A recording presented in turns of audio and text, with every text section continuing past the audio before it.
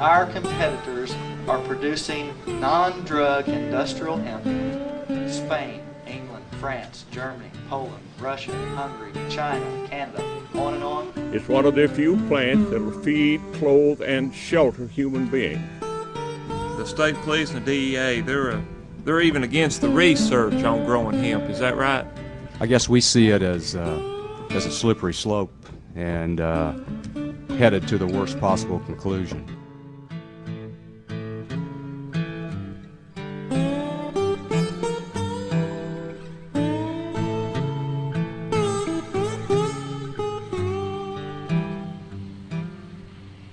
In the waning years of the 20th century, the Earth's most useful crop re-emerged on farms the world over.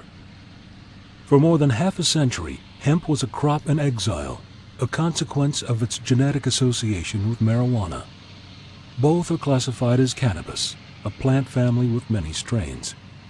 Hemp varieties of cannabis are not psychoactive and have been grown for the fiber and seed since the dawn of civilization. Right now, my company writes checks to Chinese farmers, Canadian farmers, Dutch farmers, German farmers, English farmers. What's wrong with paying American farmers, Kentucky farmers the same money we're paying these people to grow a crop that I can sell? In the countries that have reinstated hemp farming, marijuana remains illegal. In the United States, the Drug Enforcement Administration makes no distinction between the two plants. To the DEA, hemp is marijuana, a Schedule I drug under U.S. law. Industrial hemp and hemp are terms not found in federal drug law, but if in using those terms we're referring to the cannabis sativa plant, then DEA would consider that marijuana. Marijuana is a Schedule I substance, and you would be required to have a registration with DEA as a manufacturer in Schedule I. With uses that parallel cotton, wood, and petroleum, hemp is considered an essential link to a green industrial future. In critical periods of American history, from the Revolutionary era to World War II, growing hemp was a patriotic duty. Thomas Jefferson grew hemp and called the plant the first necessity to the wealth and protection of the country.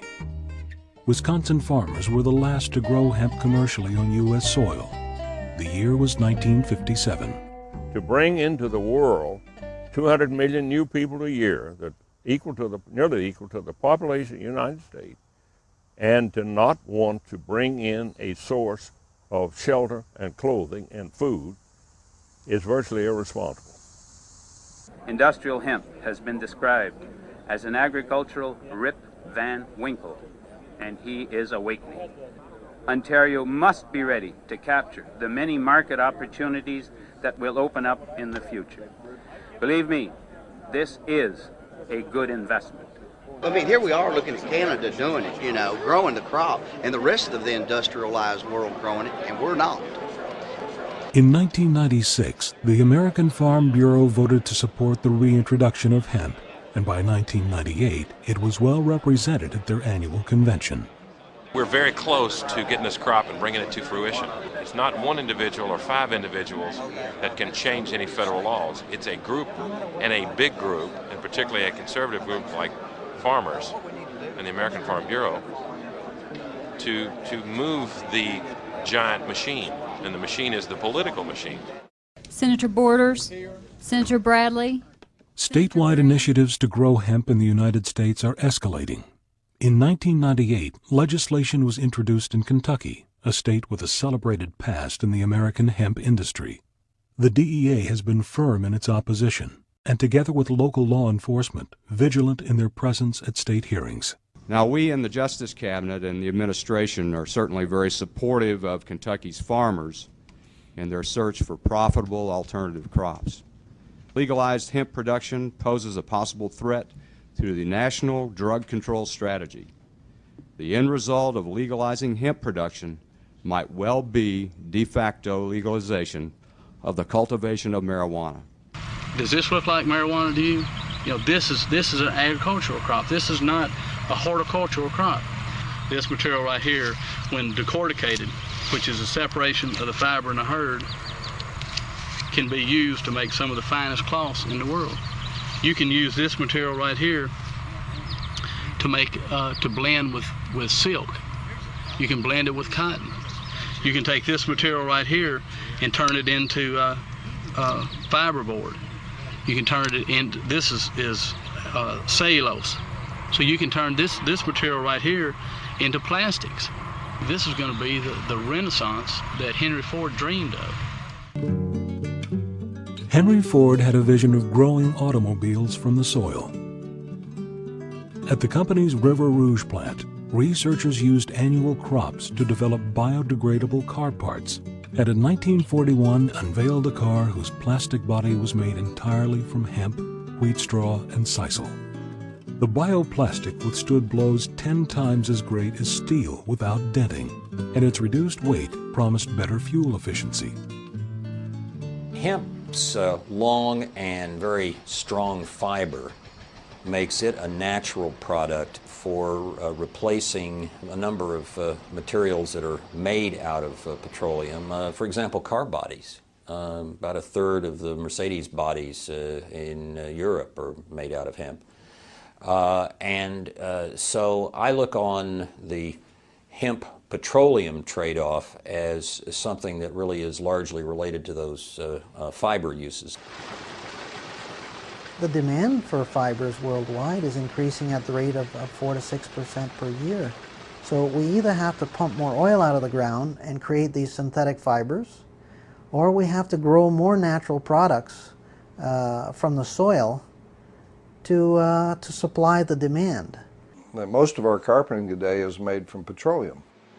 Well, we have a problem with landfills because you put a petroleum fiber in a landfill, it stays there for 500 years. You put a hemp fiber or a car body, which can be made from industrial hemp, you compost it and it turns into topsoil in a matter of a few months. Jeff Gain has worked for the U.S. Department of Agriculture and has held the top positions at both the National Corn Growers and the American Soybean Associations. He is currently working to shape public policy regarding hemp. You know how you find out what's going to happen in public policy and laws? Look at Europe. It's 7 to 10 years ahead of us. Right now, for example, in Germany, at the end of this year, they're going to close their last landfill. There will be no more landfills in Germany, period. That's going to happen here in the U.S. We can't just throw it in the ground and forget about it. Now you're pulling your batteries off, and you're pulling your refrigerators and stoves off, and your car bodies. And Detroit has been told by Washington to get a green car. And they let them off the hook, just like on the mileage stuff, because they said, we're going to have a green car, we'll come back to you. Where are they going to get it? Well, they need industrial hemp. 31 countries were growing hemp as the 20th century drew to a close. The sentiment of the U.S. government about being the 32nd was clear. General Barry McCaffrey, the director of the White House Office of National Drug Control Policy, called the hemp movement a thinly disguised attempt to legalize the production of pot. We spend $500 million a year, and even here in this town, $500 million is real money. We're spending $500 million a year on quote-unquote marijuana eradication. And the DEA's own figures say that 99% of that is ditchweed, industrial hemp. And we want to spray chemicals that may harm wildlife and humans and other things for what purpose? Feral hemp, known as ditchweed, grows wild in the fields and roadsides of America.